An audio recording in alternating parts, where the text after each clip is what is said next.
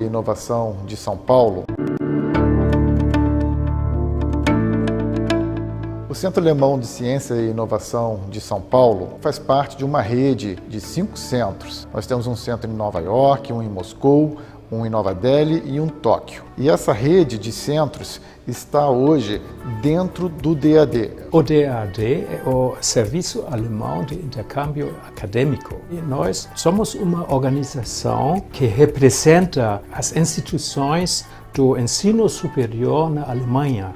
E nosso objetivo é de promover a internacionalização dos estudos superiores no mundo inteiro. Para garantir prosperidade sustentável para as futuras gerações, os nossos países precisam de inovação e ciência. O centro é um importante impulsor dessa inovação. A cooperação entre duas comunidades científicas é muito produtiva, em geral causando impactos sempre maiores do que iniciativas de pesquisa feitas isoladamente. A DWIH, como uma sociedade científica aqui, que tem uma ciência de excelência absoluta e alta tecnologia, é extremamente proveitosa essas parcerias. E a parceria entre o setor privado e o mundo científico é fundamental para promover as relações bilaterais.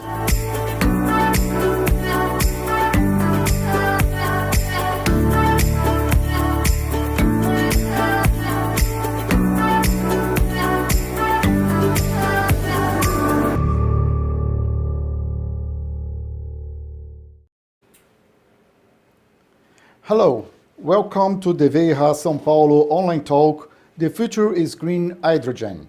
Perspectives from Germany, Brazil and USA, which is co-organized by the DWIH New York. For those who still don't know, DWIH means German Center for Research and Innovation, and we pronounce our acronym DWIH in German because it's easier than in English, DWIH, or in Portuguese, DWIH. Today, we will debate the topic of green hydrogen with Professor Karsten Pinkwart and Dr. Sebastian Fendt from Germany, Dr. José Luís Gonçalves de Almeida from Brazil, and Tanya Peacock from the United States. My name is Marcio Weichert, and I'm the program manager of the DWIH São Paulo, and will, together with Kristina Kramer from GIZ Brazil, moderate the discussion. The world faces uncertainties regarding fuel stocks and flows in the international scenario. Furthermore, we need to face the urgency of an ecological energy transition. With this, it is necessary to debate about clean forms of energy. In this context, green hydrogen appears as an innovative and currently as a viable solution.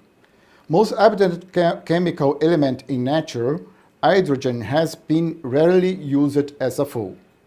This situation is changing.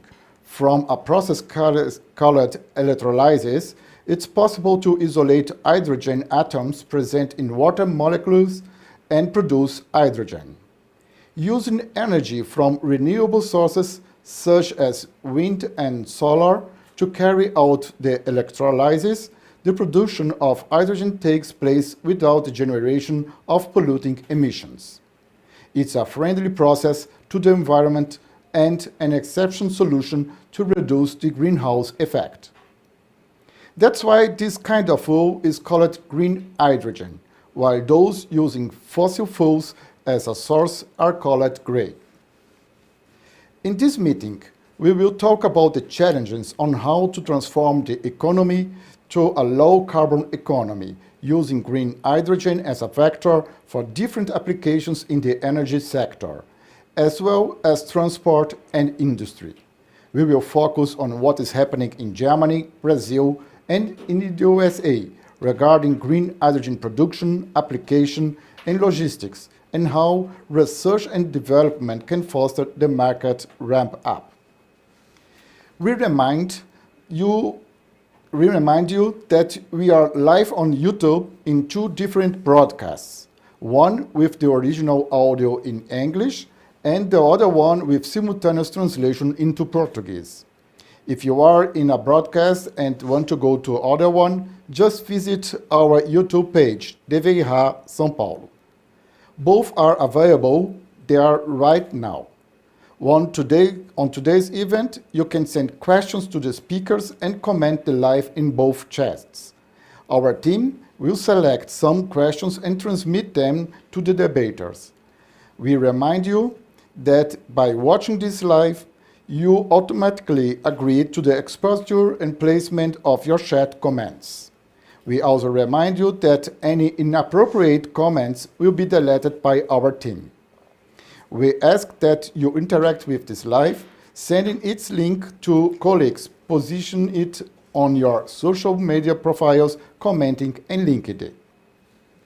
To start our debate, I would like to call Tabea Kaiser, head of the Central Management Office for the network of the German Centers for Research and Innovation. The office is set up at the DAAD's headquarters in Bonn, Germany. The DAAD, the German Academic Exchange Service, has overall responsibility for the network. The central office coordinates activities between all the actors involved, represents the DWIH network in Germany and abroad, and acts as a central point of contact. Hello, Tabea. Nice to have you here.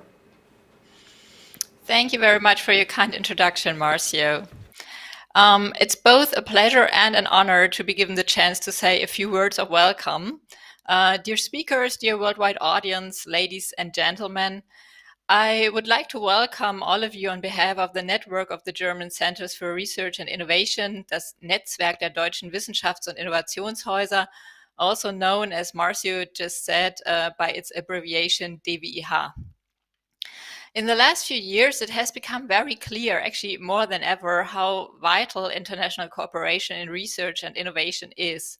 The so-called global challenges, like the ongoing pandemic, climate change, and the urgent need for sustainable development, these challenges can only be mastered together by means of intensive global cooperation between science and politics, only by sharing ideas across continents and discussing findings with like-minded people around the globe. Only by working together with partners and as partners worldwide, we can find responses to many urgent questions and problems. I know we like to call them challenges, but sometimes you just have to call them what they are, problems. The German Centers for Research and Innovation are an epitome of this idea of worldwide cooperation in science and politics. They are a link of German research and innovation into the world, while at the same time connecting worldwide science to Germany. For this event, two centers of research and innovation have joined forces, the DWIH Sao Paulo as well as the DWIH New York. We are very thrilled about this cooperation as it shows how much potential lies in cooperating. It offers more perspectives, more input, and greater attention. The topic of today's event, and I like the fact that it's not phrased as a question in the first place, the future is green hydrogen, deserves a lot of attention, requires multiple perspectives, and thrives on worldwide input. And it fits perfectly into this year's DWIH focus topic, which is sustainable innovations. The guiding questions which the German Centers for Research and Innovation want to explore in this context are: how can societies around the world embark on new paths? What can science, business, and politics jointly contribute to sustainable developments? Since green hydrogen has been identified as one of the promising energy sources to aid in reducing climate change, today's topic will certainly provide one perspective of the multiple answers to these questions. However, not only from an ecological perspective, but also in view of current political events in Europe, there is an urgent need for finding and promoting alternative sources of energy. I'm not only saying this because at home I don't turn the heat on at the moment and force my daughter to wear an extra pullover for peace. Even without such drastic examples as we are currently experiencing in world politics, energy is without a doubt a topic that concerns the future of our climate as much as world politics and the worldwide economy.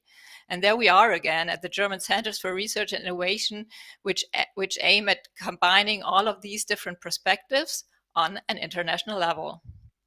Thus, I would like to thank the DWIH Sao Paulo and the DWIH New York for organizing today's event and allowing us to learn more about this crucial topic of green hydrogen and its relevance for all of our future. I would also like to say thank you to all the speakers for taking the time for providing an insight into their perspectives, their ideas and visions. And last but not least, money makes the world go round. My sincere gratitude also goes to the German Federal Foreign Office for providing funding for the worldwide DWIH network. I'm now looking very much forward to learning a lot from today's speakers and the audience's questions. So without much further ado, the floor is yours to dive right into the future of green hydrogen. Thank you very much. Thank you, Tabea. Thank you very much. So now it's time to start with the presentations of our experts. We will start with Professor Dr. Karsten Pinkwart, who will have 5 minutes for a pitch on the German hydrogen strategy and the challenges of our hydrogen economy. Dr. Karsten Pinkwart is since July 2019 a member of the German government's National Hydrogen Council that is in charge of the German hydrogen strategy, and 5 months ago he has been on the advisory board for the hydrogen roadmap of the German state of Baden-Württemberg. He's a professor of electrochemical energy storage and converters and vice dean of Faculty for Electrical Engineering and Information Technology at the Karlsruhe University of Applied Science, and Deputy Product Area Director for Applied Electrochemistry at the Fraunhofer Institute for Chemical Technology. Karsten, please, the floor is yours. Yeah, thank you very much, Mario, for your introduction. Ladies and gentlemen, the next slide, please, because I don't have any picture here on my video, but I will tell you.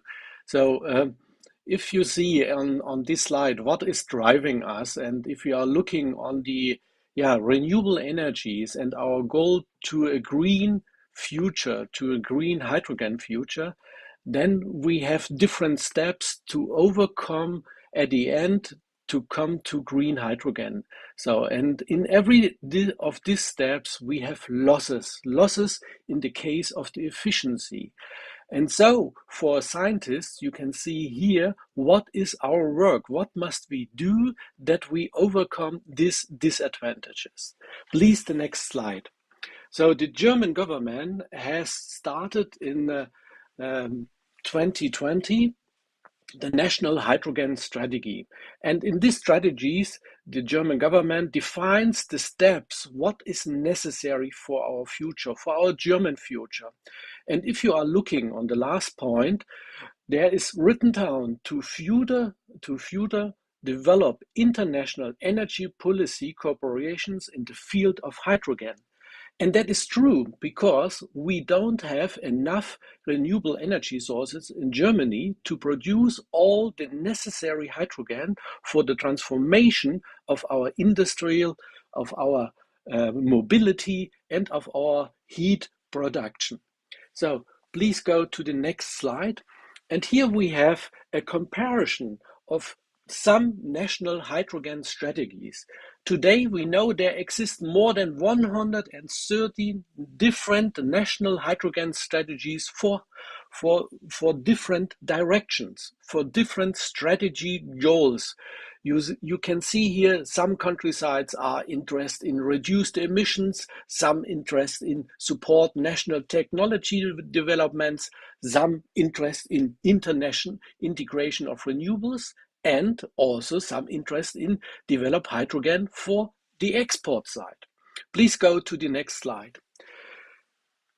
That we have at the end our industry also in hydrogen economy, we must overcome a numerous hurdles which are still stand in the way on the hydrogen.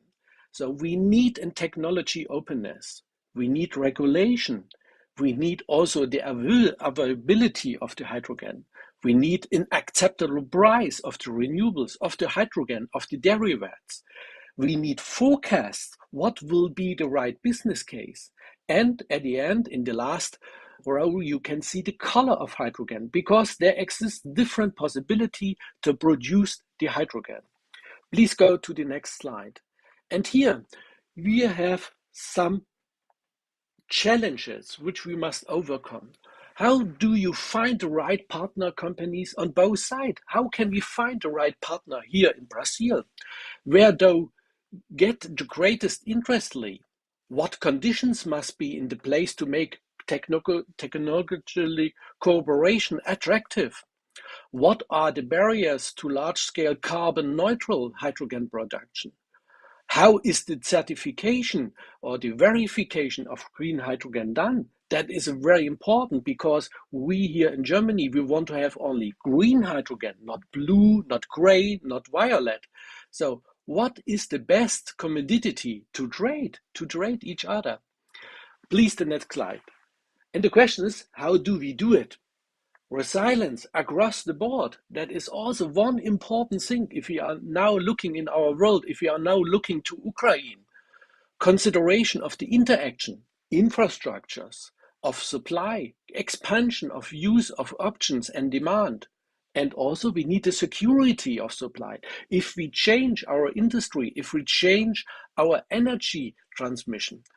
So at the end, and now please the last slide, we have a lot of things which we can do together.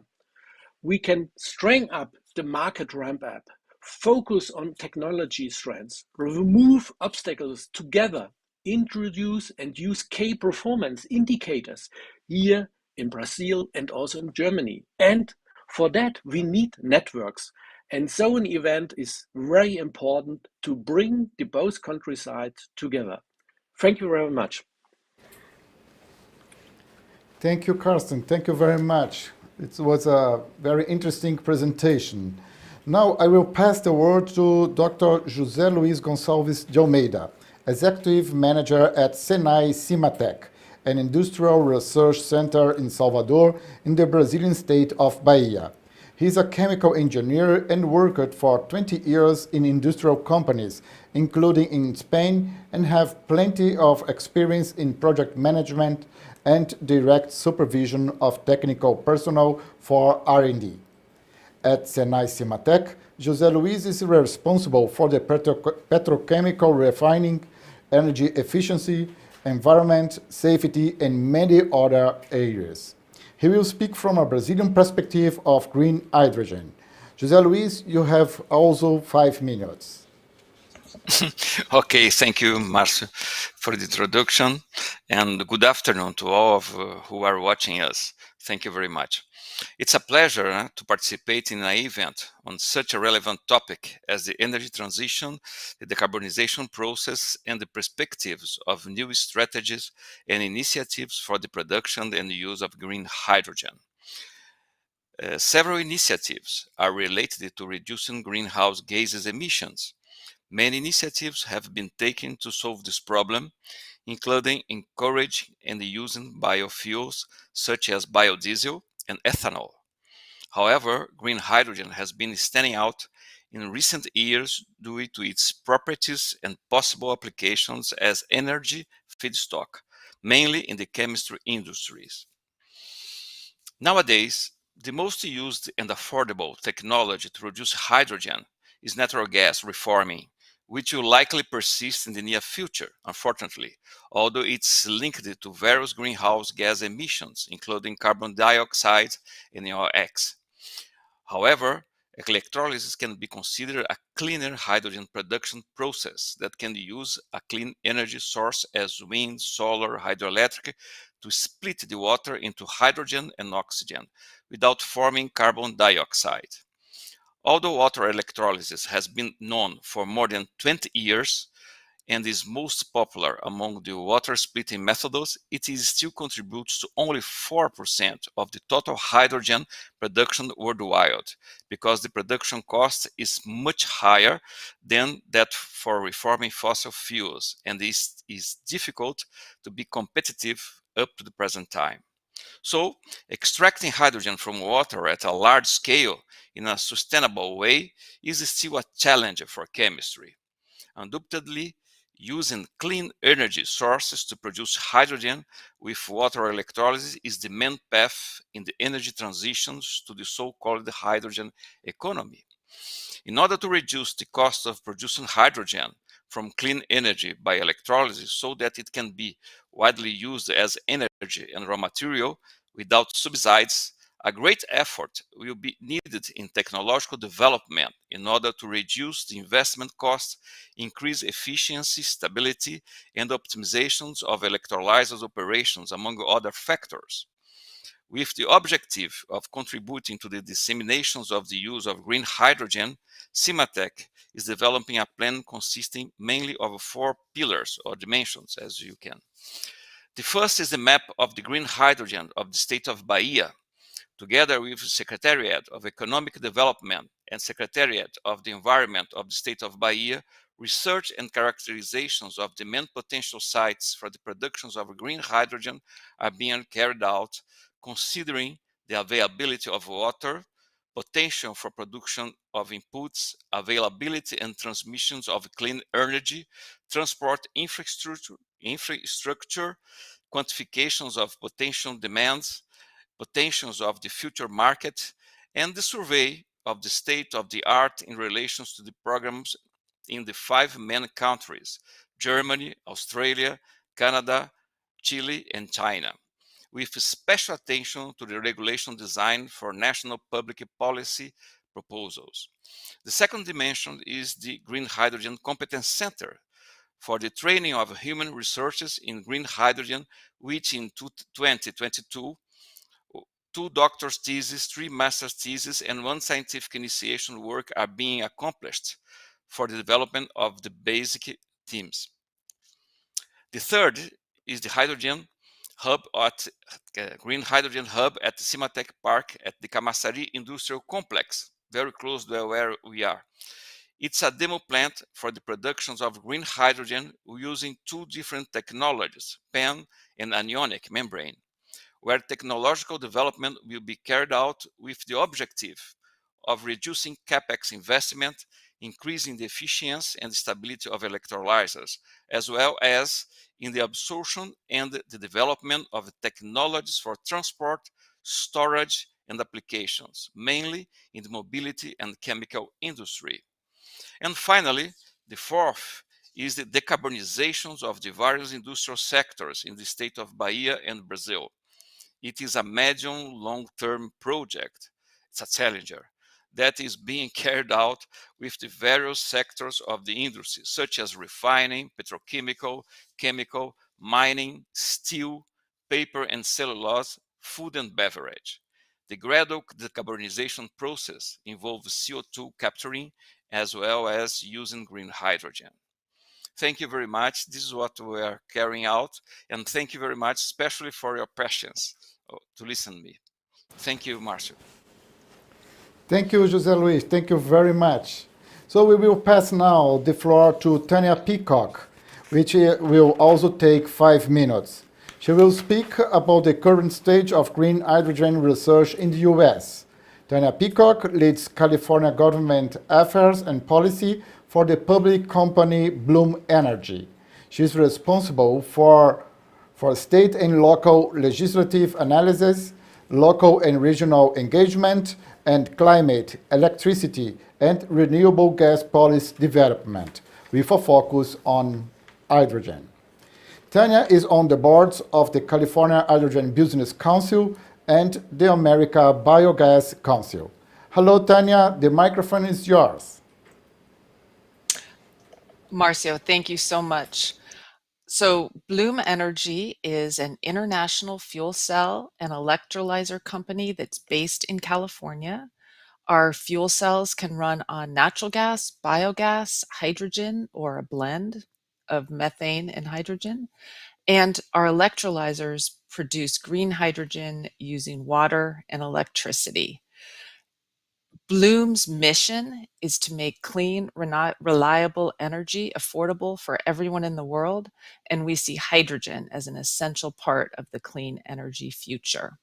So I'm going to provide a quick overview of Bloom and then talk briefly about the bipartisan infrastructure bill that was passed by the US Congress earlier this year. And there's some really exciting hydrogen initiatives that are part of that bill. Next slide, please.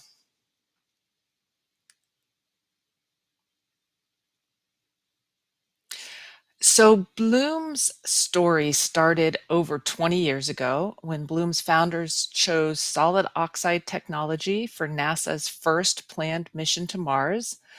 Bloom electrolyzers were used to make hydrogen and oxygen from solar power.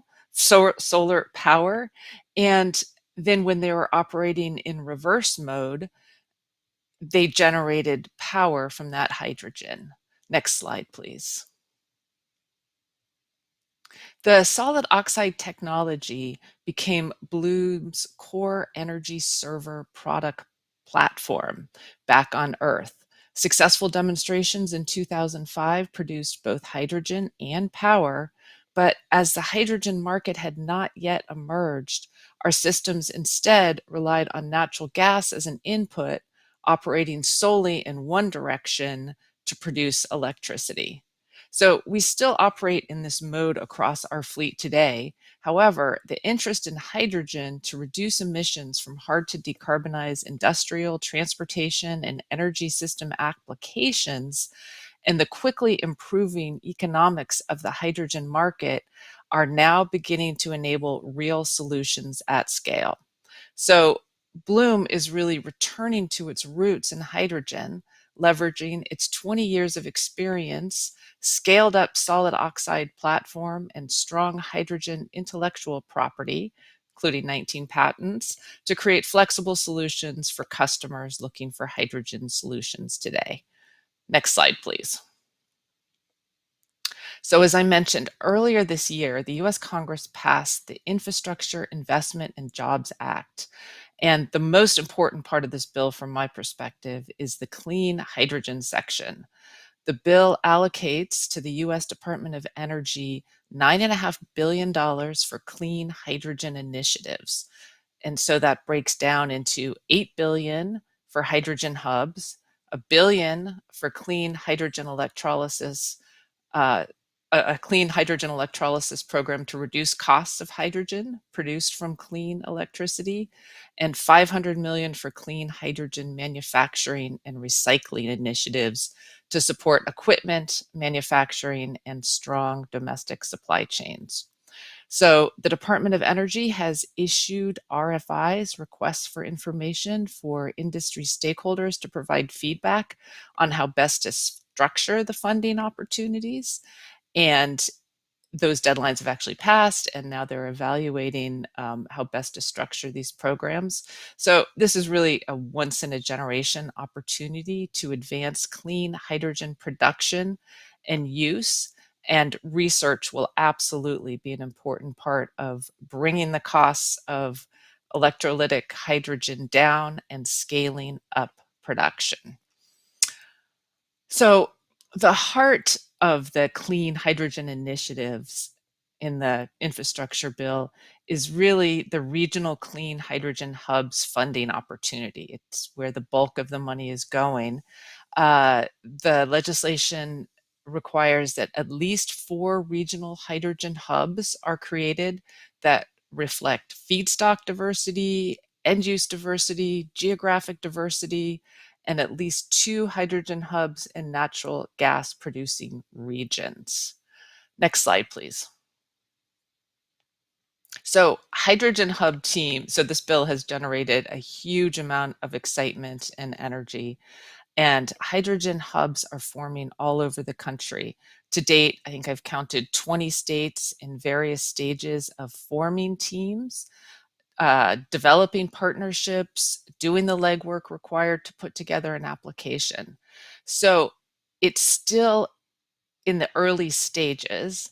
The funding opportunity application is expected to be issued in the late summer or early fall. And There's an opportunity to develop partnerships and university-led collaborations to share information and best practices. And in fact, several of the Hydrogen Hub initiatives are university-led, such as those in California, Washington State, Illinois, and probably more.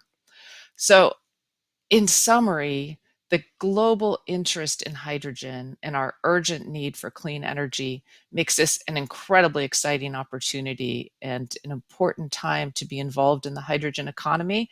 And this conversation is very timely. So thank you for the opportunity to be a part of it.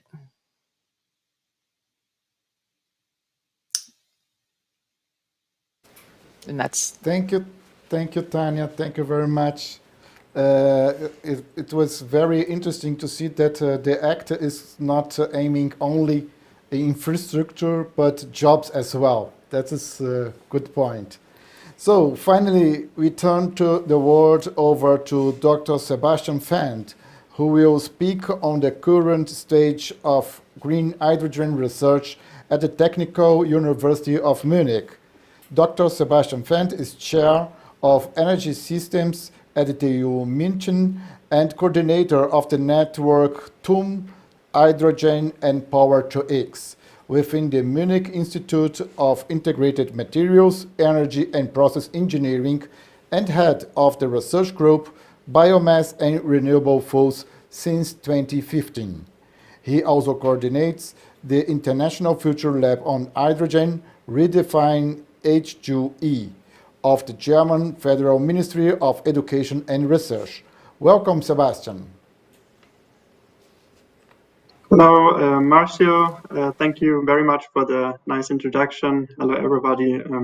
I'm very happy to speak to you today about our perspective about the research at TU Munich, Technical University of Munich, in this short presentation. I hope you can show my slides. Yeah, perfect. Okay. The first one, please. So I'd like to introduce to you where I am from. I'm coordinating this network, TUM, Hydrogen and Power-to-X.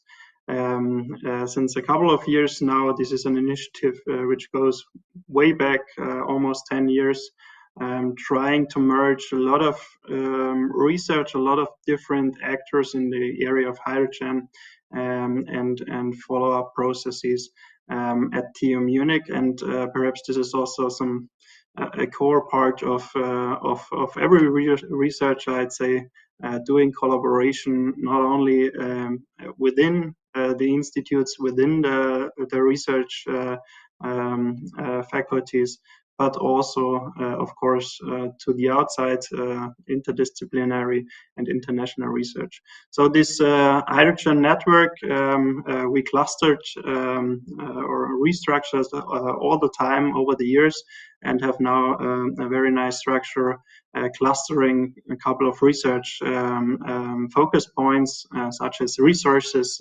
conversion technologies from the hydrogen to fuels to other renewable chemicals. We have a group focusing on systems and market studies, and then also a lot of actors looking into the utilization, the application, being it in the mobility sector, aerospace, wherever. And this network really is all about connecting, all about collaborating. We have partners across all disciplines, across all departments or schools nowadays. And we'd like to follow up on this during the coming years, of course. I myself, coming from the chair of energy system that was presented, and I'd like to introduce now a couple of research focus points we have there. Next slide, please. And one of the most recent and also probably most visible research projects for us over the last years is this newly established International Future Lab, Redefine H2E. It's a complex and long name. You can read up there, Renewable Electricity Dispatch. and expandable feedstock integrated net zero emission hydrogen economy. What is what is this all about? It's really a very nice project and a unique setting for us to welcome researchers from 13 countries, in this case, from all across the world, basically to our laboratories, to our university here in Munich, or more specifically a little bit outside of Munich in Karlsruhe. The researchers ranging from postdoc level to full professors will join here to do dedicated research on a couple of technologies which are depicted down there. These are the three main focus points. One is looking into waste and residue gasification, and we'd like to do this in a very innovative way, implementing renewable energy in the process, for instance via plasma or also other means. Then we have the second focus point, the reversible solid oxide fuel cell, or the solid oxide cell. I think Tanya already nicely introduced this technology. It can do a lot, and we would like to also use it in core electrolysis modes, but very flexible operation here. And then there is the third part of this technology focus, which is biocatalysis. I think this is also a very nice research area to focus on here, and we'd like, of course, to connect all these three areas, doing also comprising system analysis, life cycle estimations, and all these. And the project basically just started the end of last year. You might realize that a project of this size and like bringing together a lot of researchers from all around the world, it takes some time. So we are still in the ramp-up phase, but very happy we succeeded having this unique project. Next slide, please. And then I'd like to just shortly dive into what our focus, or perhaps also my personal focus in research, is a little bit. Basically, the green hydrogen for me is more not something I focus on in the production, but rather what do I do with the green hydrogen. I see a lot of options to convert the hydrogen. For many applications, this will be a must. For others, then the hydrogen itself in liquefied form or something else will, of course, suffice. But if I talk about green hydrogen economy, then I really think a lot about the sector coupling, about generating or converting hydrogen to something of higher value, perhaps of better volumetric energy density, for instance, if I do this on a global scale and ship it around. And then there is a lot of options and applications open once you have nicely and hopefully cheaply produced nitrogen. I think the persons before me have already touched into this this issue that we will have, of course, various sources of the hydrogen. In the end, also a global market, I believe. Germany's view on that has been very nicely summarized by Professor Pinkwart. And so what I see here is a great challenge and but also a great potential is really converting the hydrogen to something we can use in various sectors, in various chemical industries, and so on. And with that, last slide.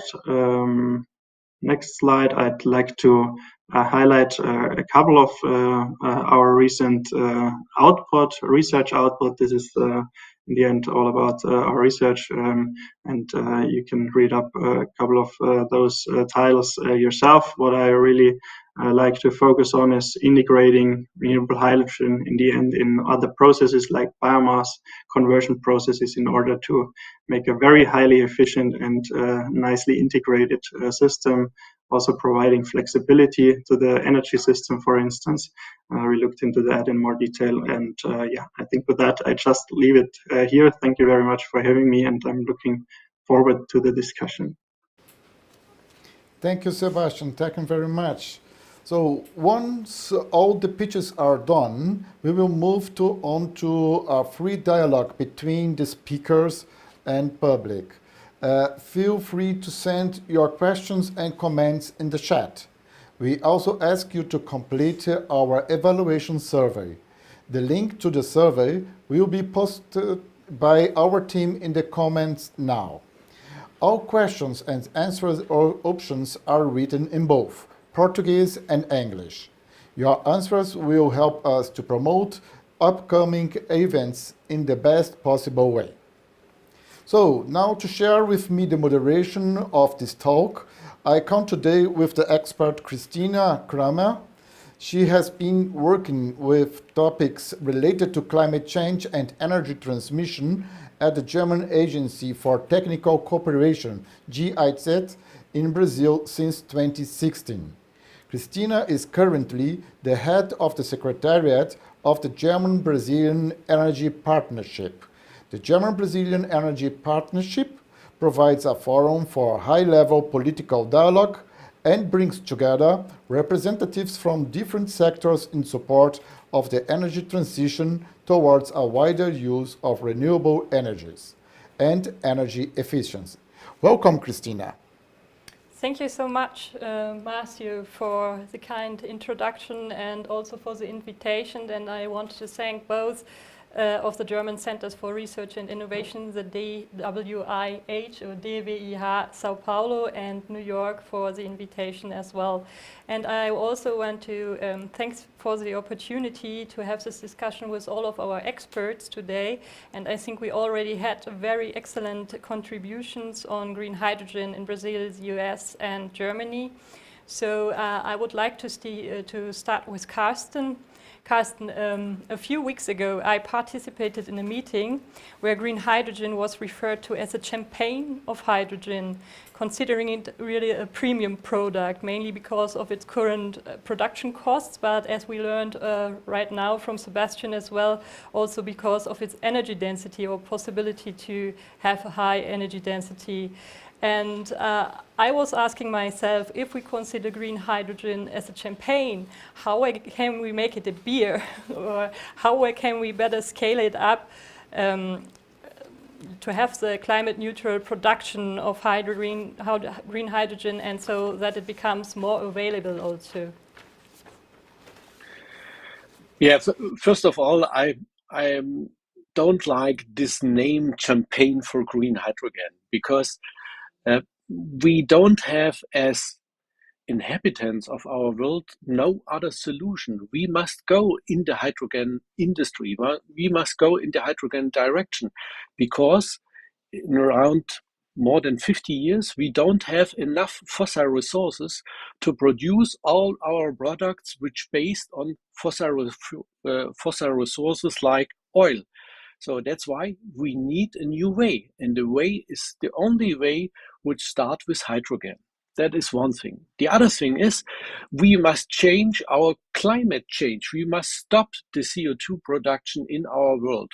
And that's why we need green hydrogen.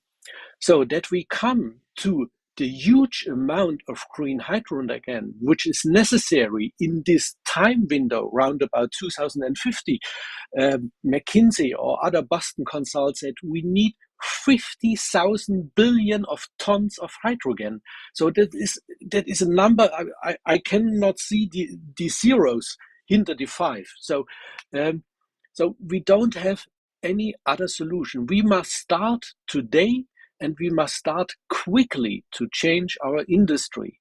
So, and that we can come on this way, we must start with our technology, which we are known. So we know we can produce hydrogen based on methane. We can produce hydrogen based on the production on the blue way, where we produce carbon dioxide, where we can produce hydrogen on the turquoise way. So there exist different possibilities. Why we need these different possibilities to produce the hydrogen? Because today we don't have enough renewable resources worldwide. So we don't have enough the production of renewable energy from these resources. And the other thing is, we don't have enough production possibilities to produce green hydrogen by electrolysis. So there exist not enough production plants for the production of electrolysis. So that's why somebody spoke about the champagne, because if we start today, it is more expensive, as we know, producing hydrogen from the gray or the blue side. But we don't have any other solution. We must start. So that's why I don't like this name champagne for green hydrogen. Hydrogen is our future. Hydrogen is our solution. And hydrogen is a nice substance which, and Sebastian said it, which covers the different sectors. It covers the sector of industry. We can use hydrogen in our industry sectors. We can use hydrogen in the mobility sector, and we can use hydrogen in the energy sector, in the heat sector that is directly coupled. So hydrogen is this substance where we can overcome our task, where we can find the solution of our task of the future for our children's and children's. Yeah, thank you so much, Karsten. So to sum it up, we should take really advantage of all the technological options we have and also all the renewable sources we have.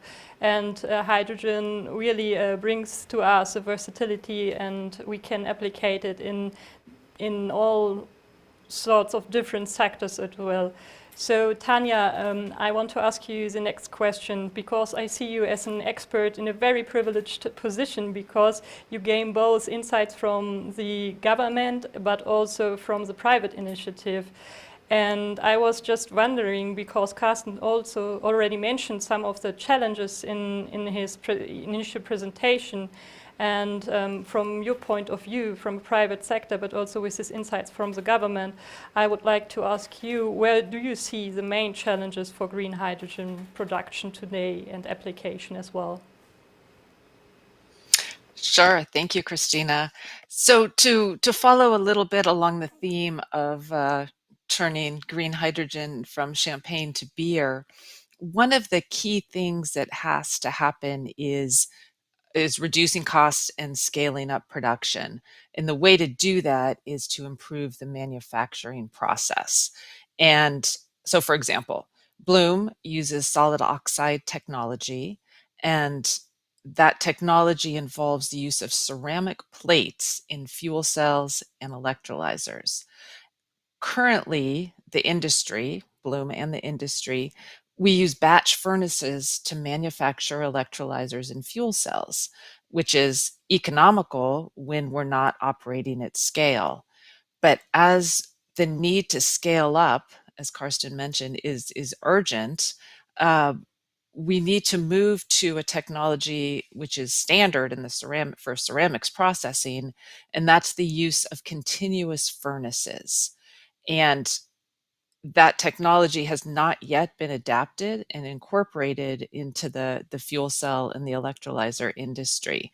But because it hasn't made economic sense before, but now it makes economic sense. We need to switch from batch furnaces to continuous furnaces. And one issue that needs to be overcome, and that's where public-private partnerships can help, is that one continuous furnace costs the same as 58 batch furnaces, but it does have double the capacity, and it uses 19% less power and has less maintenance. So all to say really that an important step in reducing the cost of electrolytic hydrogen and also the cost of electricity from hydrogen fuel cells is to improve the manufacturing process. And as part of the bipartisan infrastructure bill that I mentioned, there's going to be funding to do this. And so it's a matter of funding and additional R&D to improve the production process. So I think that's a challenge, but it's great that reducing costs is a challenge, but the fact that there's funding and research money available to do that is very promising. Thank you. Tanya, thank you very much. I want to take your statement, your answer, to ask about price, the price of hydrogen, of green hydrogen, because it will not be successful if it's not a price that the consumers can pay. I want to ask all of you, how are the perspectives of price for the consumers in the countries, in Brazil, in Germany, and the United States as well, in comparison to other technologies, energy sources? I can jump in quickly. Although maybe we should let another speaker. I'll just, so one of the goals of the infrastructure bill is to reduce, and this is part of the Department of Energy Hydrogen Earthshot program, and that's a production goal of $1 a kilogram by 2030. And so what this means that is really in like 1 decade, we have to achieve the cost reductions for green hydrogen along the lines of what we've seen for wind and solar. And solar, I think over the last 30 years, is the price has come down about 82%, 70% for wind. There were 30 years for those technologies. We have 10. So there's a great sense of urgency. Yeah, I want to add something. If we are looking to the German side, then we know today, if we analyze the possibility of install renewable resources, then it would be not enough in Germany alone. So we need partnership all over the world. We need partnership in Europe. We need partnership in Africa, in Latin America, on other places where the renewable resources are more available and are cost-effective available. So if we are looking in the MENA region, so nach Saudi Arabia, then we know they can produce energy from the renewables with a cost lower than 1 euro cent per kilowatt hour. But the question is, and that was what I also announced in my introduction, is how can I certify the green hydrogen done? Because if I'm looking in this countryside, then I see today there is only a production of energy by renewables in the range lower than 1% range. So, and if I start, or if we start all over the world to import green hydrogen or green energy from this countryside, then we also promote on this countryside to use energy from not from the renewables, but from the fossil resources.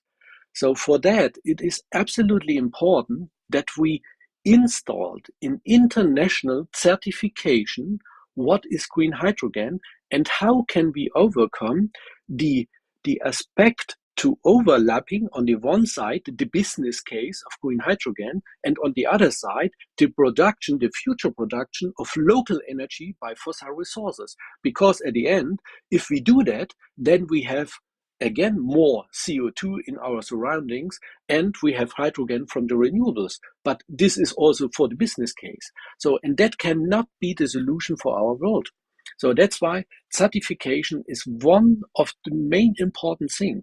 The other important thing is, if we are looking in this, we need, for the production of hydrogen, we need water.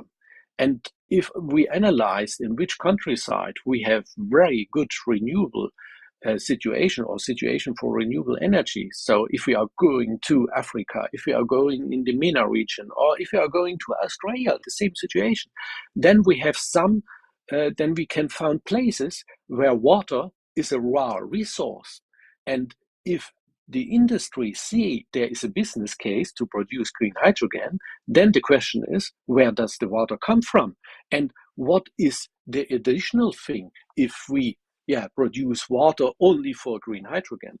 So there are a lot of questions, and it is important that we are come on an international community together to find the right way for the certification, for the standardization, and also to find a way that there will be a business case for the industry. There will be a business case for all the companies for to find how can we come at the end to a better world, to a clean world. Yeah, so thank you so much, Karsten, for these remarks on the certification. So what really is green hydrogen and how can we assure that we really get green hydrogen in the end, and also your remarks about the sustainability of the production of green hydrogen as water consumption is. I wanted to pick you up on one point you mentioned in the beginning, because you said we have also to ensure that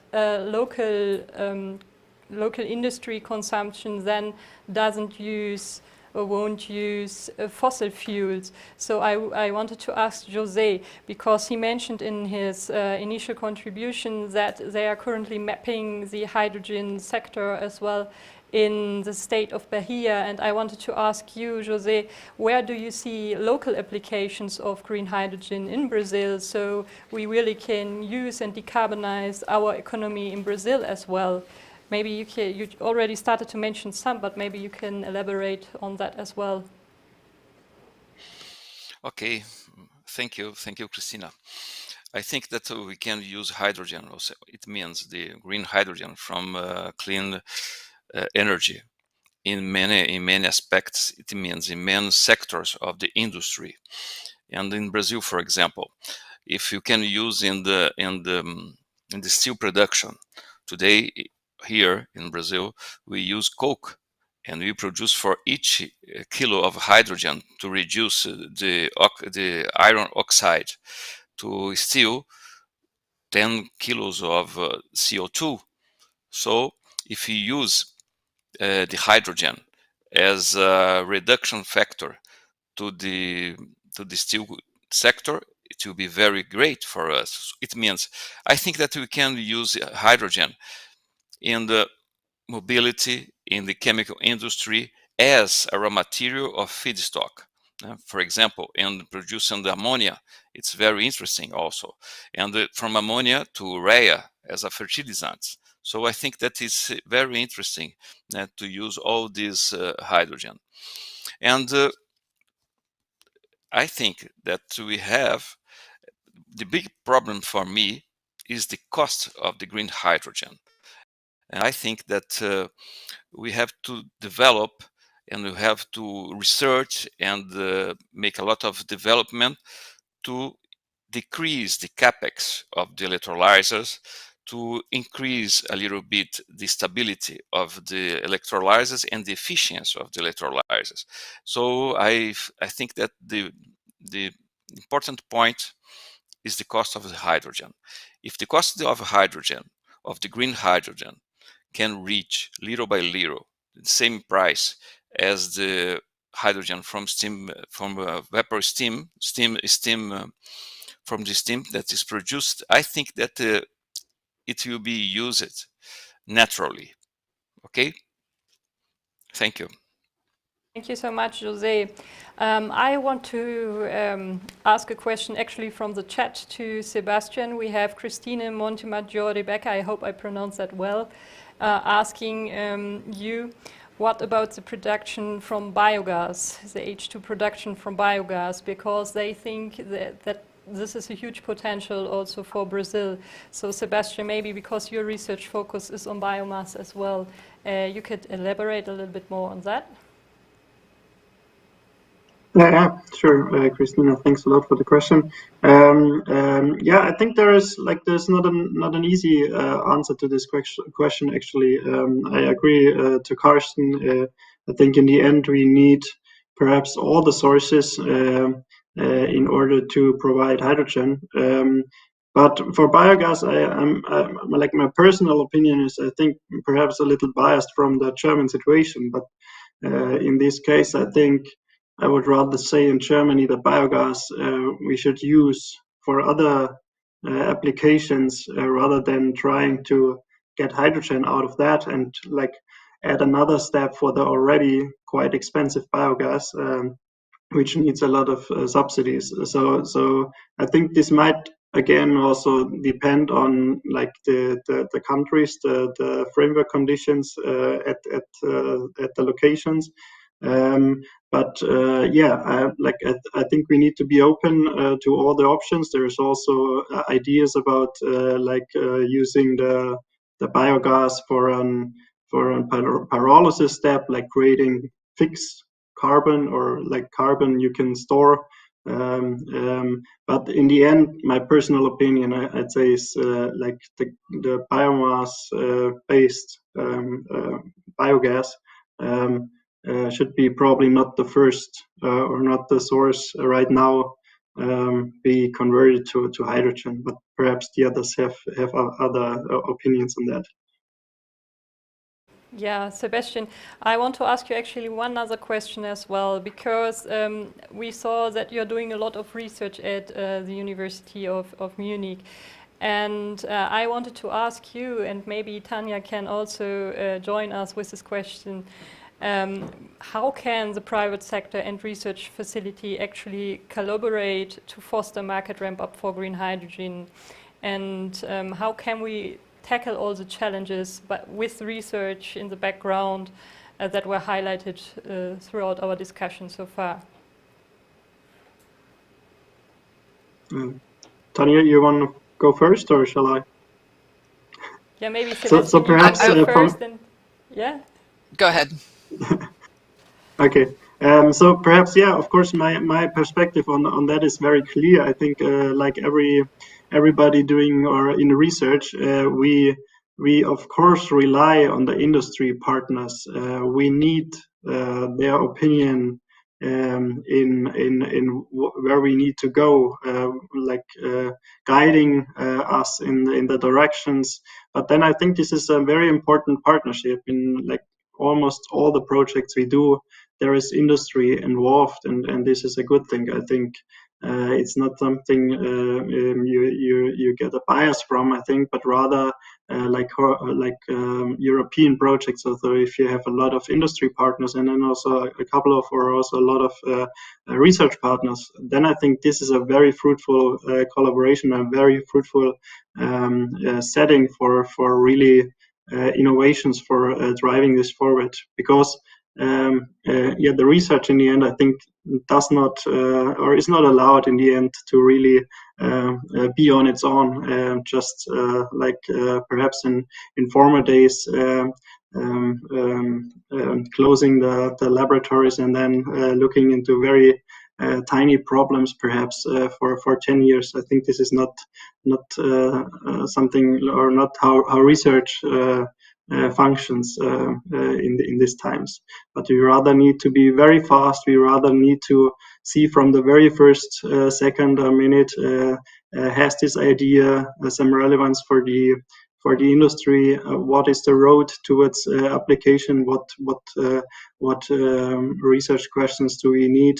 Scale up. All these things I think are nowadays very important, even for the very basic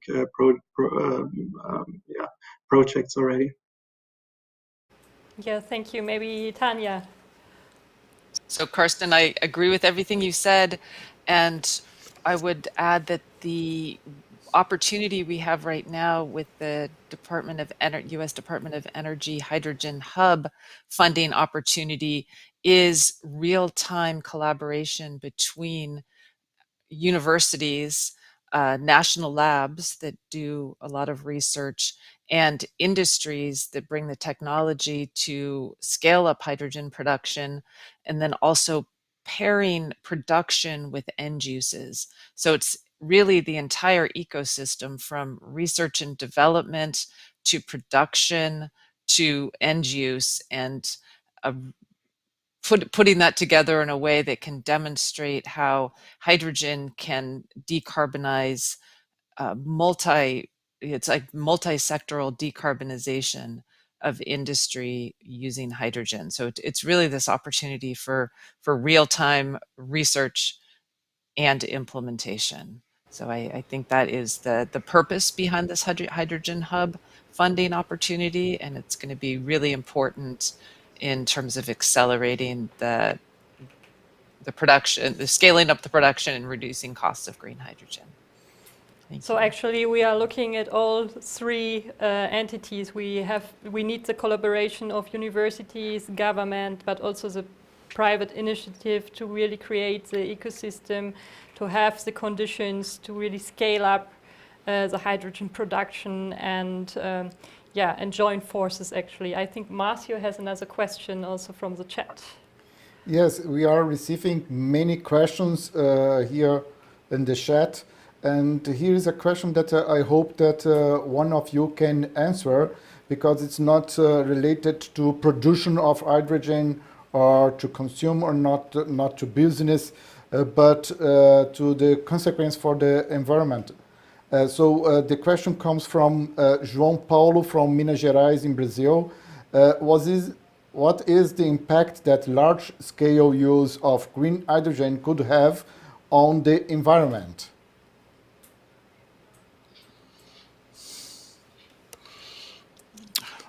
May I? José? Yes, I think that the impact is minimum, because the problem is the water, the source of the water. But you can use, for example, wastewater for production of hydrogen, of green hydrogen. I think that the impact is minimum.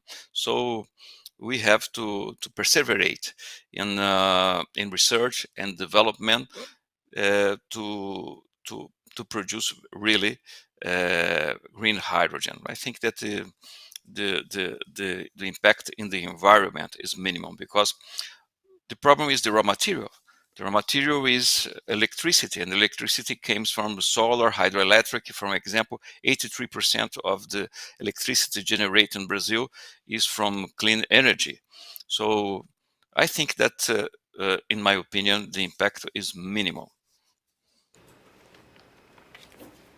I want to add something about the materials. We have one thing where we must find also good solutions or good possibility, because in every low temperature electrolysis we use iridium as a catalyst. And we know today how much is the amount of iridium worldwide. So we know that is only 1 square meter in every direction, and that was it. So, and if the world is starting to running in low temperature electrolysis, we need other solutions for that, and we need recycling processes. So that is also an impact, but that is not an impact on the environment, because iridium existing now, and we know where it is, and so on, and the mines are open. So, but we don't have enough iridium for all over the world. So, and for that, we need solutions. We need applied research. How can we overcome? So I want also come back to aspect which we have discussed before. If we are looking in our scientific books, then electrolysis and fuel cell technology around about more than 100 years old. And it is a technology which runs easily. We need 2 electrodes, we need an electrolyte, and that was it. We need some electrocatalysts, and that was it. So what we see in the applied research is, and Fraunhofer takes a lot of applied research in this topic, is to scale up the production, to scale up the production of the single components, to scale up the production of systems. And at the end, parallel to the scale up of the production, we must also scale up our recycling ideas. How can we recycle after the lifetime ending of fuel cells, after the lifetime ending of electrolyzers? How can we recycle the raw materials inside these technologies? And let me add at one point, we know we start also to drive by batteries worldwide. we have electromobility. And if I'm looking in this technology, then I see in such lithium-ion battery a lot of not raw materials, but of materials which are very expensive and which must be cost-effective produced. And if we are looking on the other side, on the fuel cells and the electrolysis, then they have an advantage. And that can be a good way and a good business case for this technology. Thank you, Karsten. Thank you very much. Kristina, want to? Yes. Oh, sorry, Tanya, please. I just wanted to add, since we're talking about recycling, that Bloom's solid oxide fuel cells and electrolyzers are 98% recyclable or reusable. So there's almost no waste at all. That when a fuel cell performance starts to decline with age, it can be swapped out and recycled. So I wanted to add that. And I also, just quickly on the environmental impact side, that when hydrogen is used in a fuel cell where there's no combustion, the emissions are just water. So if you have clean electricity running through a fuel cell, either in a vehicle or for stationary uses, the tailpipe or the stack emissions are zero. Okay. It's a little different if you combust the hydrogen in a turbine, but we won't go into those details. I think it's very important to see the whole process, no, from the materials we need to really produce electrolyzers, and then also the production of hydrogen with water consumption, land use, and so on and so forth. So with that, we have the whole life cycle really complete for the green hydrogen production. And I wanted to go back to one of the topics Karsten already mentioned, and I think it fits quite well within this discussion about the whole life cycle of green hydrogen, the topic of certification, because worldwide we actually see different approaches on hydrogen certification. So in Germany, we already heard it's mainly a green approach. In Brazil, we have rather a colorblind approach. And maybe in the US, I'm not sure, we are looking more at green or also at carbon content maybe. And so let's talk a little bit more maybe about this topic of certification. And I would like to ask you also, how could research contribute to this discussion? And should we harmonize certification schemes as well? Because there's so many approaches right now in Japan, Australia, Germany. So I would like to ask you that question. Could we harmonize the standards? Does it make sense? And how can research contribute to this discussion? I'm not sure. Maybe José, would you like to start? Yes. I think that certification is very important, and but I don't think that for example, we need to produce electricity close to the hydrogen, close to the cell that is producing hydrogen. I think that we can produce, for example, eolic energy a little bit faster from the producer, but we need to certificate. We need to be sure that the electricity comes from eolic, from solar, from photovoltaic, and from hydroelectric. So I think that this is very important to know, because we need clean energy to produce green hydrogen. So the certifications are very important for this. Okay, thank you. Yeah, thank you so much, José. I'm not sure if anybody else would like to comment on that, maybe? That very same questions about certifications? Yes, I think I can add something, because I'm in Daskin, and I'm also involved in some organizations which are going on this way. So we need for this international certification, international organization. So, and someone is the International Agency for Energy, the Energy Agency, and someone is also the United Nations with this industrial group, UNIDO. And we are in strong discussion with UNIDO how can we bring all the different countrysides with her different goals in the different national hydrogen strategies together? How can we evaluate the different national hydrogen strategies? How can we evaluate the hydrogen which will be produced in this countryside and so on? So that is one possibility. So that is a possibility from the outside to the inside in the countryside. Another possibility for the way of certification is we see that some countrysides don't have enough renewable resources for producing green hydrogen. And one of these countrysides is Germany. So, and we offer our needs to the world. So, and there are some countrysides which are coming and say, okay, we want to sell to you our green hydrogen. So, and that's why Germany is now in the situation to develop a possibility for the standardization, for the certification, more certification as standardization, for the certification of this hydrogen, which can be imported to Germany. So, and Germany is not the only countryside which need green hydrogen. Japan needs green hydrogen, and many, many other countrysides which don't have enough renewable resources for producing the huge amount of green hydrogen. That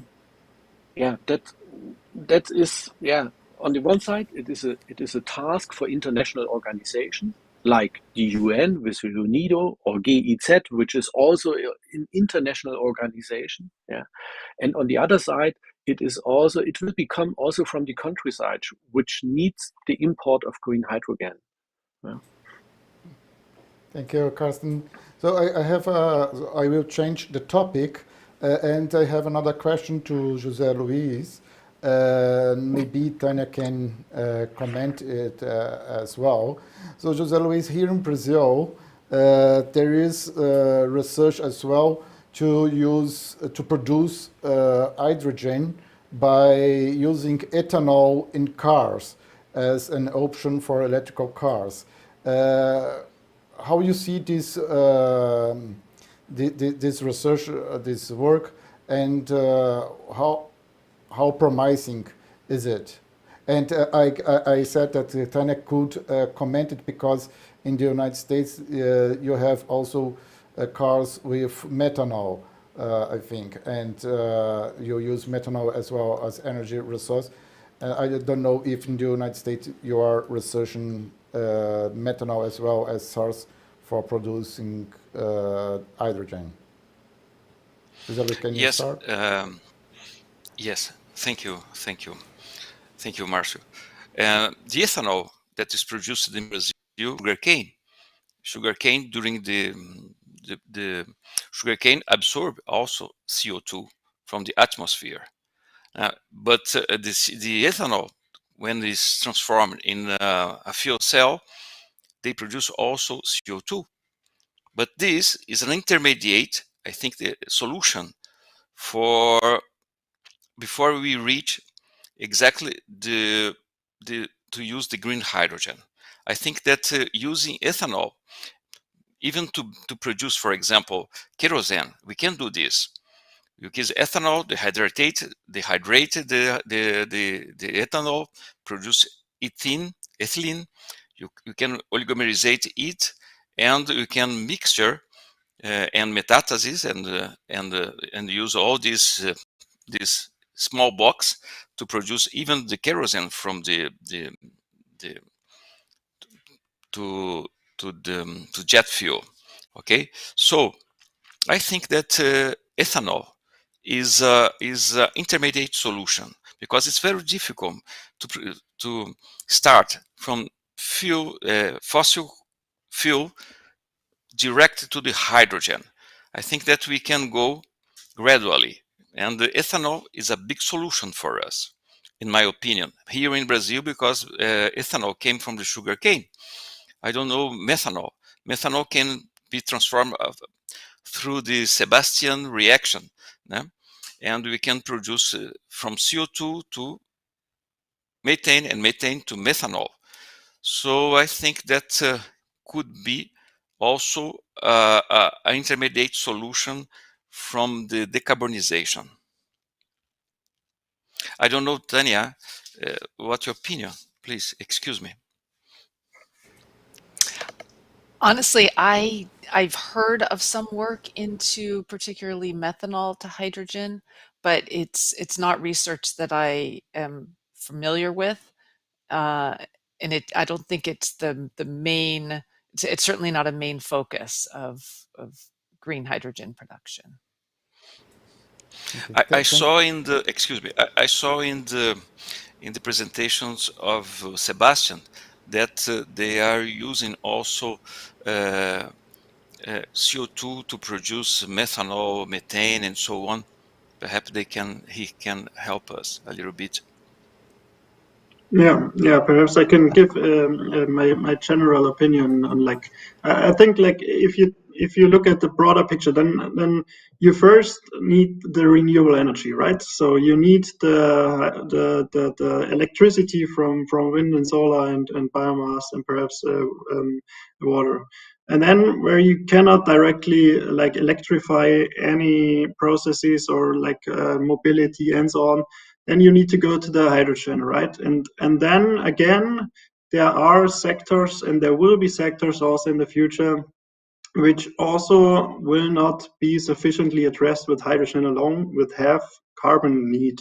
And that the big issue I think with the carbon is or in the end with the whole system is we need a circular economy. So for me, these three steps all are have to be seen in one context, and I really tried to address it already in my presentation. I think there's a lot of sectors and a lot of applications where you need carbon still, like looking at industry here or the plastics industry. You can of course argue we should ban plastics completely, but then I think nobody will really want to do this from today to tomorrow. So there will be options, of course, to do this more sustainable. Getting the carbon from biomass, for instance, over various ways. Biogas might be one, biomass gasification might be one, pyrolysis might be one. So there's a lot of technologies, and I think with all these technologies, what my opinion or what our approach is, in the end, if we have technologies providing or using renewable sources like biomass and putting that into projects, then I think all our efforts needs to be that this carbon, which comes from, for instance, biomass or also waste, needs to be perfectly and most efficiently converted. So in nowadays processes, what is usually done is we take carbon and then perhaps 10, 20, 30% of this carbon, which from the input really ends up in being methanol or even then plastics. And we really need to make our future processes in a way that we add hydrogen, for instance, in these processes, that in a way that all the carbon which is used in the educt really stays in the process chain and ends up in the product. And this is something we are looking very heavily into. For instance, for kerosene, sustainable aviation fuels, and these kinds of perhaps hard to decarbonize sectors. I think what we really need to do there is make sure that the carbon which we use there is most efficiently used in order to go in the direction of a complete circular economy. Thank you, Sebastian. So another question. We have a lot of questions. We both and from in the chat, but the time is pressuring us now. But I have a question about the public opinion. So we in the science, industry sector, government sector, we know that hydrogen can be used in industry for as energy source for many applications. But if we would talk with the citizen, with a common people, they think hydrogen as energy source only for cars, for example. No? Is this a problem of the media or of the government? We are not communicating well to the society this issue. What do you think about it?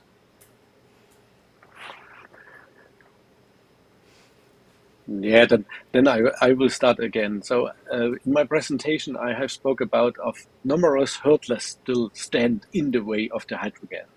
And one of these hurdles is that we must start with marketing. We must start with marketing for hydrogen so that we take the people on the hand in this time to tell him what are the advantages of hydrogen and what are the specific characteristics of this must we do in this time, because in some years we have a hydrogen economy. We live in terms of times, and we don't have any other solution. So we must bring the people on our side. We must bring the people on the hydrogen side. That is one thing. And the other thing is, where we don't have spoke today, is about we need scientific staff. We need engineers which are known hydrogen.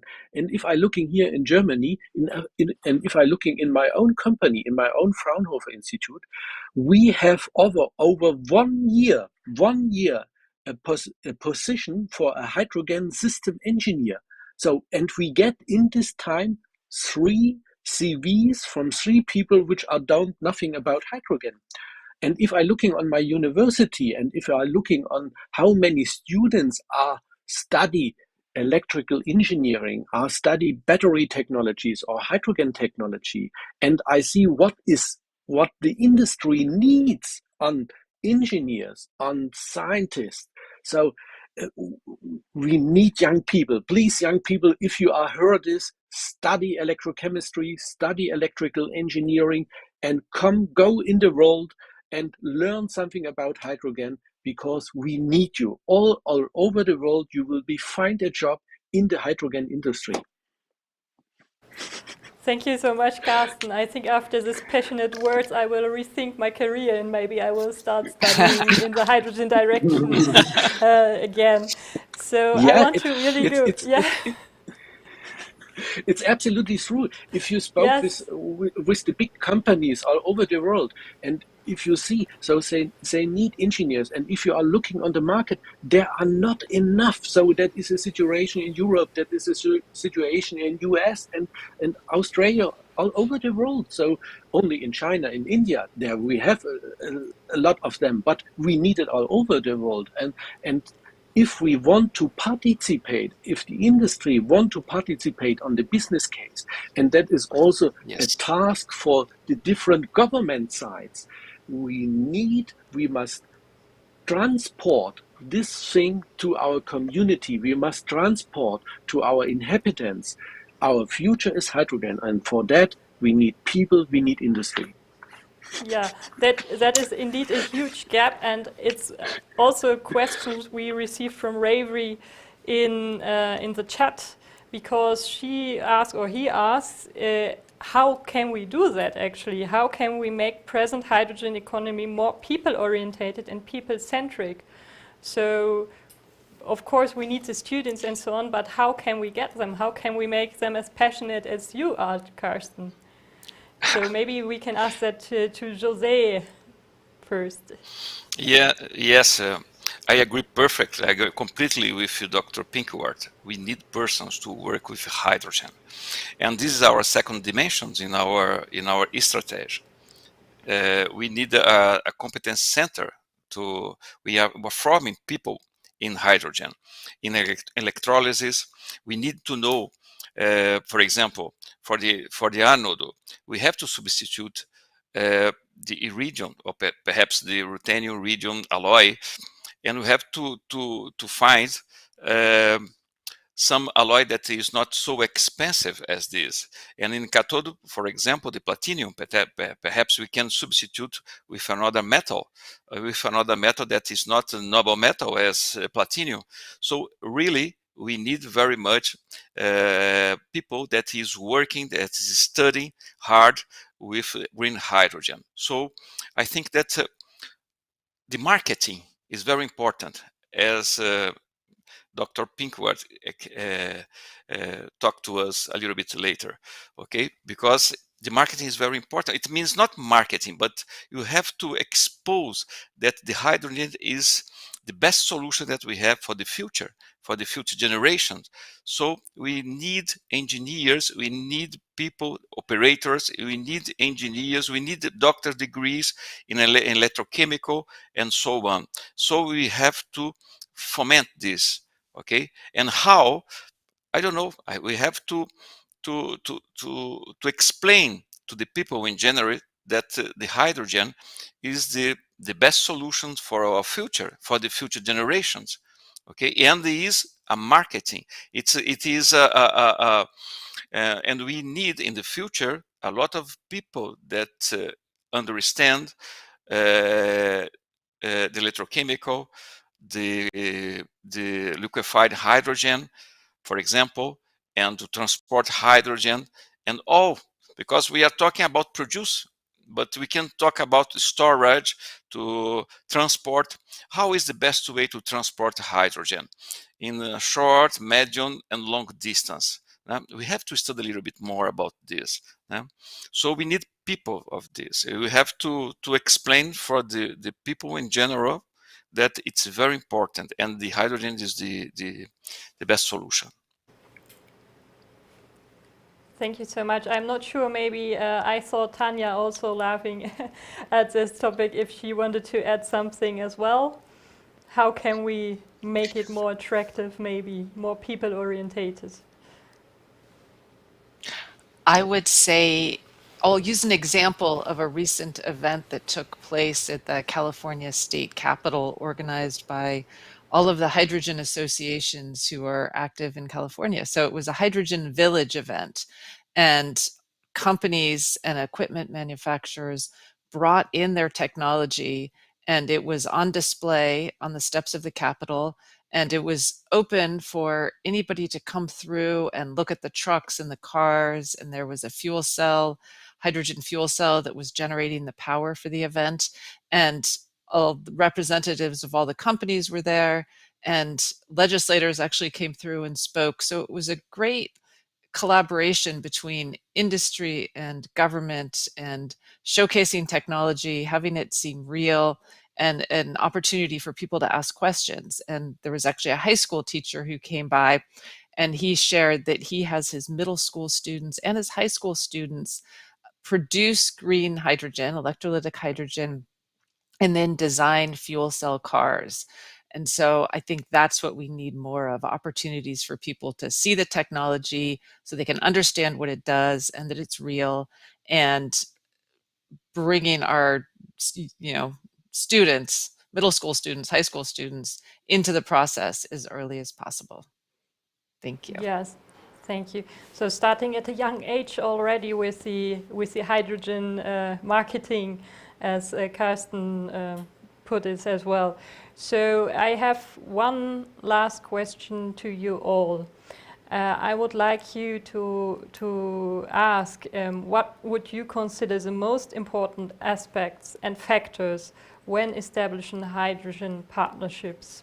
Because we are talking today about research as well, and we have 3 different countries represented here. So I'm really curious about your perspective about these hydrogen partnerships, and maybe each of you can give me three sentences, 5 words, whatever you would like to do on that question.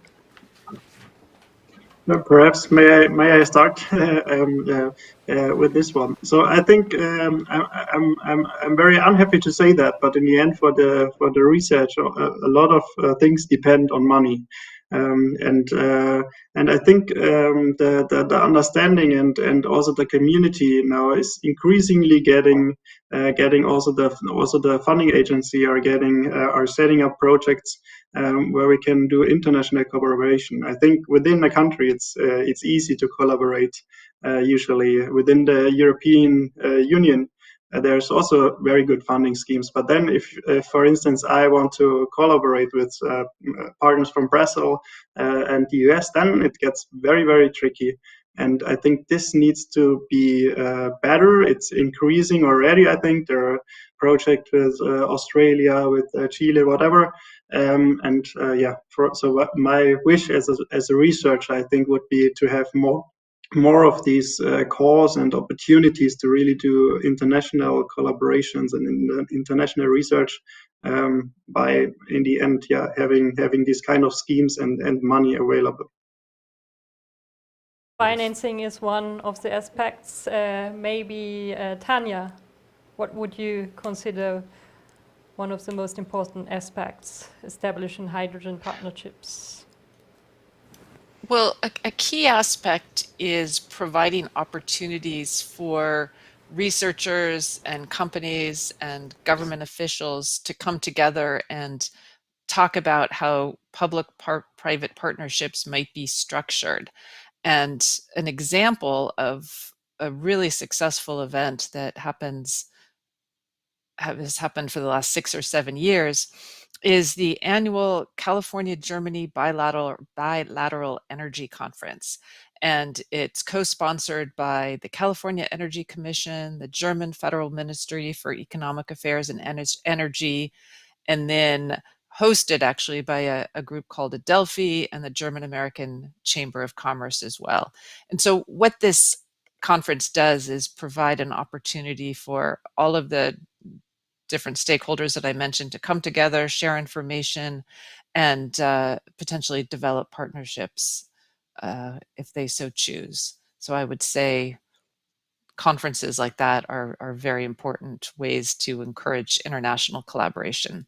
And there are collaborations that, companies reach out to each other directly to share research and policy learnings on key topics. And I think there would probably be an opportunity to bring researchers into some of those collaborations as well. Thank you.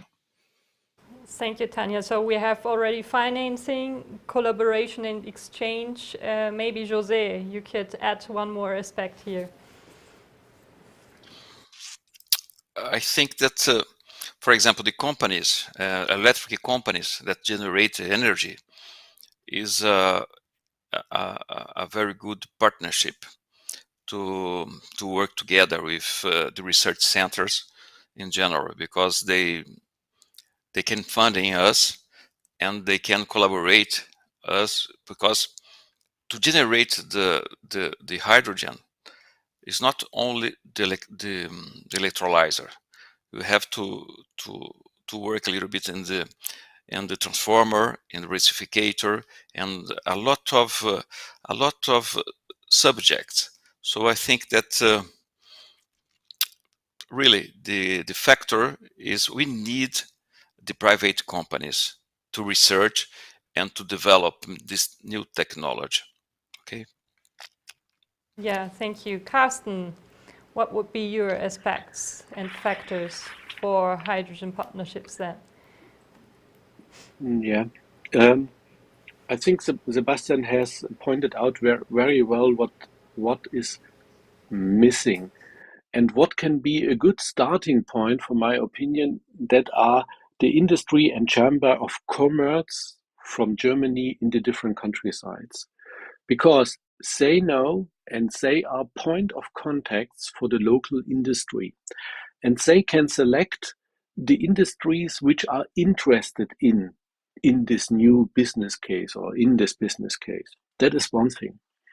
And if they started with such networking and bringing these companies on the foreign countryside and the local countryside in Germany together, then it must be supported parallel by a public-private or public-or-private partnership funding, funding by the Ministry of International Affairs, by the Ministry of Science and Culture, or by other ministries.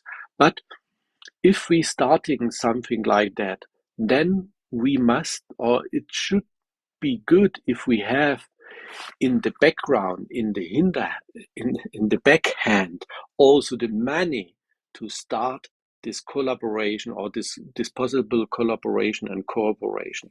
Because if I thinking on conferences, yes, that is also important that the scientists and the industry are come together.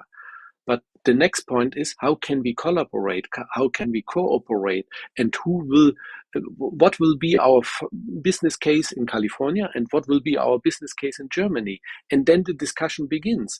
So there must be an overlapping of will or people which has a willness, and on the other side, a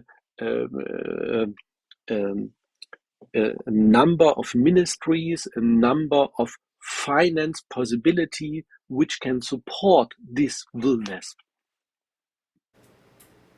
Okay, perfect. So it comes all back to financing actually, and also this exchange and networking between the private initiative, the public partners, and the research sector as well.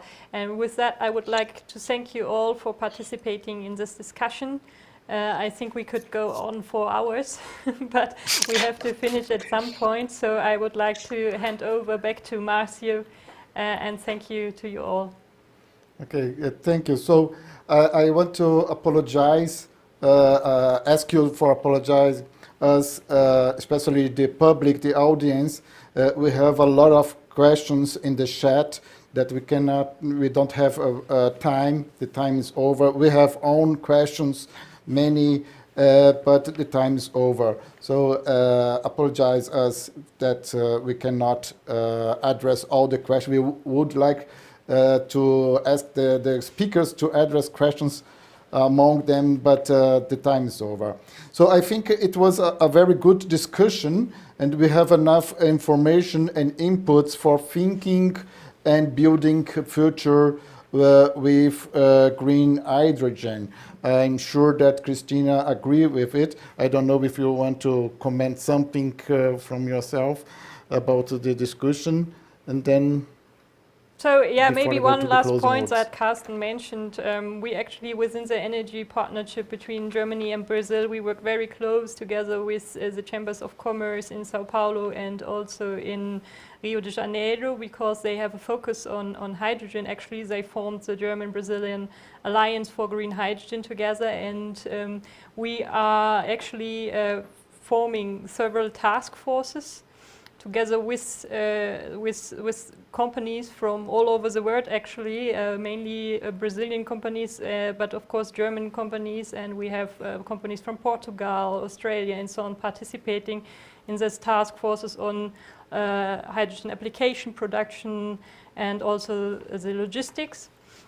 And so I think we have a good start here in Brazil with these first discussions. Okay, so thank you all so much for the valuable discussion. With these interesting insights, we conclude the event, The Future is Green Hydrogen, Perspectives from Germany, Brazil, and the United States. Thanks again to DWIH New York for the engagement of your team in co-organizing this live. We would like to also thank Kristina, all the speakers, and you who watched and interacted with us.